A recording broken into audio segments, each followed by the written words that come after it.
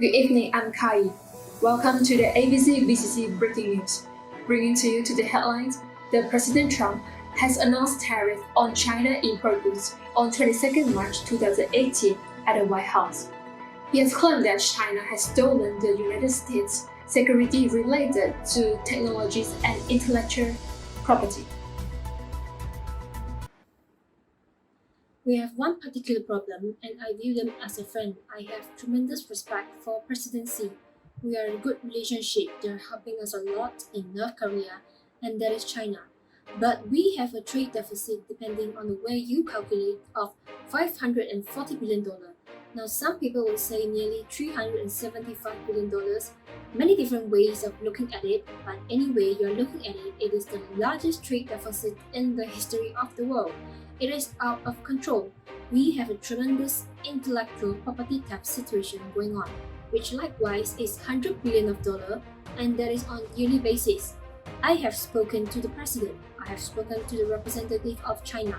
We have been dealing with it very seriously, as you know. We are in negotiating after and see how it turns out. Many countries are calling to negotiate better trade deal because they do not want to have paid the steel aluminum tariff. So we are negotiating with these countries. In particular with China, we'll be doing a Section 301 action. It could be about $60 billion, but that is really just a fraction of what we have talking about.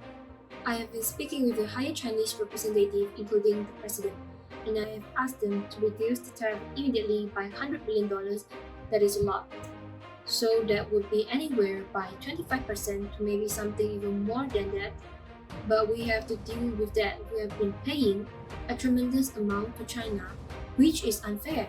Judging is very unfair. So we have spoken to China and we were in the midst of very large negotiation.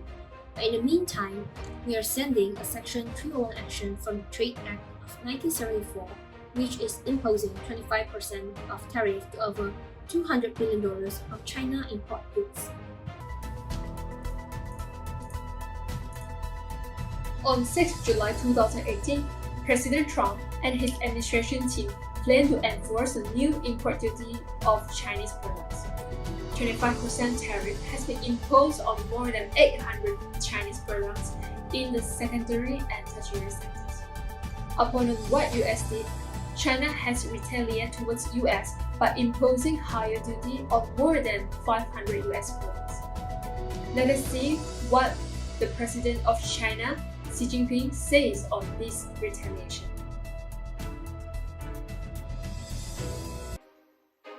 We should adapt to guide economic globalization, deliver its benefits to all countries and all nations.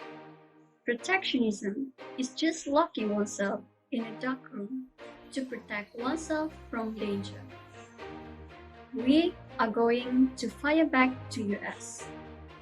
We are planning to impose $300 billion in tariff on its own, targeting a 128 US goods bound for China, focusing on agriculture, wine, fruit, nut, and pork productions, but also on recycled aluminum and steel pipes.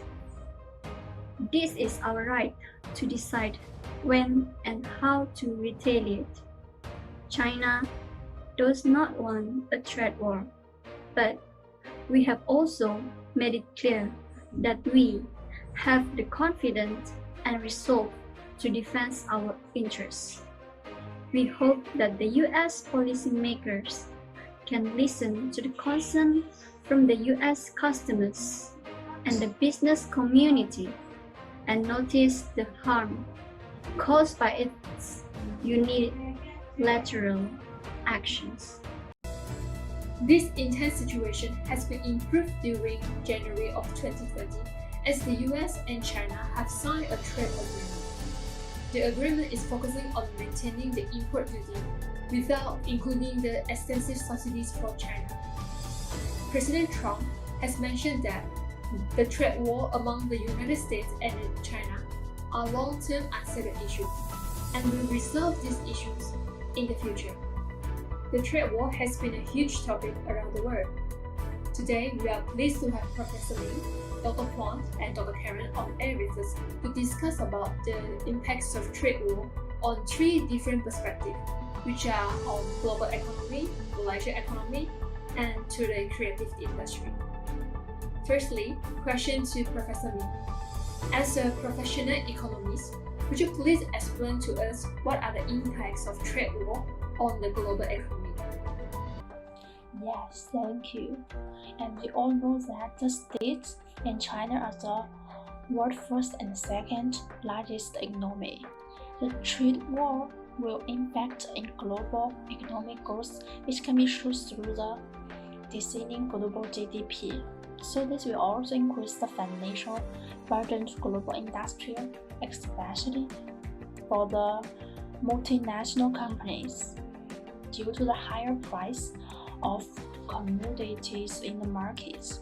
And this higher price is a result from the traffic imposed, which has loss of both the US and the importing country. In addition, the trade war will affect the global supply chain, especially for the developing countries which have trading relations with China. These developing countries is said to be highly dependent on China through economic activities that has been long exist toward them. In this case, since the US has reduced import of China goods in order to cover the loss of exportation, China will reduce the production, and this affects import of China goods from other countries. The whole global supply chain is affected and surely will give a bad influence towards the growth of the global economy. Well, Professor Lee, do you mean that this trade war will give a negative impact not only to China, but also to the world economy? Well, not really all negative impact. There is a little positive impact to the states, since the states has imposed extremely high traffic on the import China goods. It leads to a loss for China, but it has increased the competitiveness of other countries in the US market, and the trade division impacts that results due to trade war. Alright, thank you so much for your insight, Professor. Now, moving on to the impacts on Malaysian economy. We are having Dr. Huang to discuss about it. Welcome, Dr. Huang. Thank you, Gai. So, I know that actually some of you may think that this trade war will give an impact to Malaysia, as it's a war between the US and China. But actually it's wrong, because Malaysia has considered US and China as its important trading partners, since US and China are Malaysia's top destination for export and import. So, of course, there will be a good and bad from the trade war to Malaysia. In my opinion, I think that the good is that Malaysia can become an alternative solution for the US and Chinese investors to relocate their business because of its low cost and to avoid the escalating cost from the tariff. Besides, Malaysia has a strong trading network and diversified sector. So, this inflow of investment actually benefit Malaysia, as it helps in growing the industry in our country, especially for the manufacturing industry. So as a result, actually Malaysia has currently become a desirable destination for the company to relocate their factory or operation, particularly in the electrical and electronic sector. How about the negative impacts? Is there any negative impacts towards Malaysia? Yes, of course. Even though there can be seen that more investors are coming into Malaysia, but still, the trade war will affect Malaysia's supply chain and GDP in some sense. Malaysia's GDP has declined due to this condition, a condition that is almost 50% of the Malaysia export are included into China final good and then export to the US. So, due to the trade war, there will be a decreasing in the demand in the local business and job. And as demand decreases, it will disrupt the supply of the product and then causing a local market of goods and services to be affected. So, the escalation of the trade war will cause disruption on the global supply chain and eventually affect Malaysia's supply in export to other countries.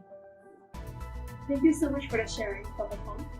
Now, moving on to the impacts of trade war on the creative industry, which is related to the sector of intellectual property.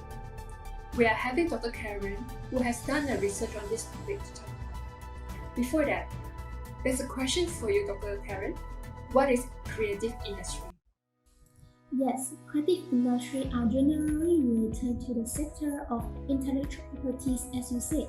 This industry includes advertising, architecture, art and antique, craft, design, designer, fashion, film, music, performing arts, computer services, and more.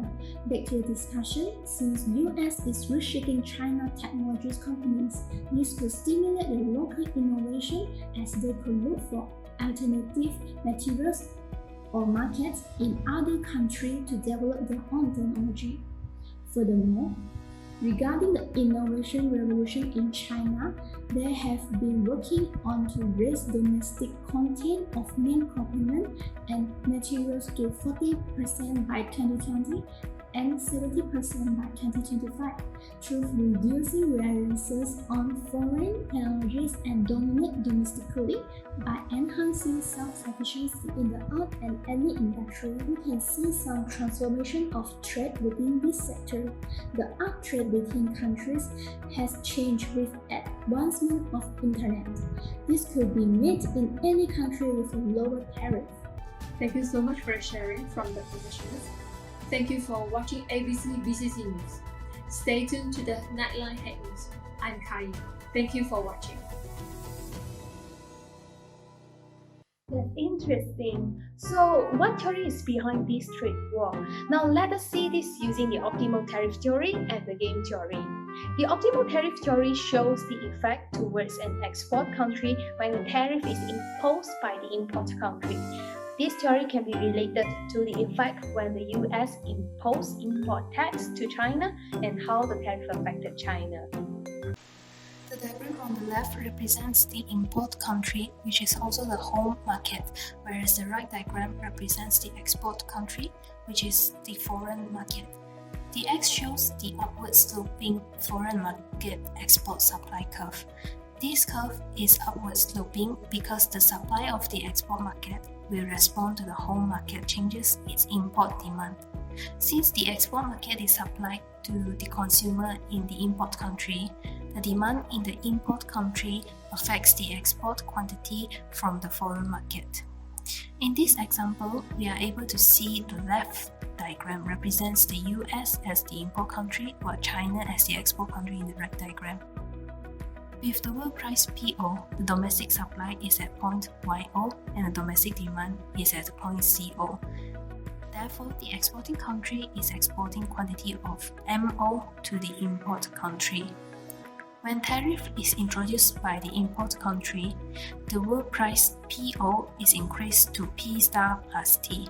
Note that the increase of PO to P star plus T is less than the increase of PO to PO plus T. It is said to be the increase of PO to P star plus T is less than the T yields. This is because the producers, which are the exporter, are absorbing half part of the tax. The producers are accepting the price of P star because the demand has decreased in the import country from YO to CO to Y1 to C1, which is shown as the quantity in M1 of the export country. Therefore, the exporting market is exporting the lesser product to the import market at quantity of M1, which essentially forces down the price of product into P star. As the demand decreases, the price of the product decreases. The curve X is shifted up T units into X star plus T, because the marginal cost of the export market has been increased by T yields. As the price has risen from PO to P star plus T, there is a decrease in consumer surplus of import country, which is shown in the area A, B, C, D. This shows a negative effect on consumer surplus. The producer surplus in the import country increased to an area A. The government gains tax revenue of C plus E. The E can be seen as a trade gain because this is the tax revenue gained from forcing the foreign market to pay for the tax. In conclusion, when import tariff is introduced, this causes the domestic price of the imported product increase, which in turn reduces the demand of the product in import country. This decrease in demand causes the export country production decreases. Due to this condition, the marginal cost of production in export country decreases as well. This causes the domestic price, which is the original price without tax, decrease from PO to P star. The export country supply has decreased as demand in import country decreased. This decrease in import is what the US is trying to accomplish by imposing import tariffs to reduce the trade deficit and protect the domestic producer by encouraging nations to support the domestic industry. Large country can gain from trade by imposing tariff towards export country, but not if there is a retaliation implying a trade war. In this case, China has retaliated towards the US by introducing tariff too. The retaliation from China towards the US can be seen as a game theory. Assuming that nations care about their national welfare, then the tariff policies are able to protect the domestic industry of importing countries. However, if a large economic country sets an optimal tariff to ban import goods, this would benefit the national welfare of the importing country, but upset the world welfare of other countries, especially the exporting country. If the exporting country is concerned about their national welfare, it is possible that they will retaliate towards the importing country to better off their nation. This retaliation can be observed using the game theory concept. The game theory clearly defines the equilibrium of trading between two large countries that explain why retaliate and trade war happen. In the game theory defines two large economic countries, the US and China. We assume that both of the countries will maximize their own national welfare, subject to the strategy chosen by the other country. According to the concept of game theory, Nash equilibrium, the optimal outcome of the game is where no player has an incentive to deviate from his chosen strategy after considering an opponent's choice. The country tends to maximize its own national welfare, subject to the strategy chosen by the other countries. In this case, Trump has decided to impose tariff towards China. China can choose either to impose or not to impose tariff to the US. In order to maximize the utility, China will choose to impose a tariff like the US. This shows the retaliation of China towards the US and the trade war occurred. When the US imposes tariff, China will choose a strategy to maximize its own national welfare in these circumstances, which is by imposing tariff on US importation too. This strategy set is known as the non-cooperative solution, which is also commonly known as the Nash equilibrium. Both of these countries will choose to impose tariff because the payoff of optimum tariff is 90, which is greater than not imposing tariff, which is 70. This is why trade war happened between China and US. That's all from us. We are from Group 3. Hope you enjoy our video presentation. Thank you.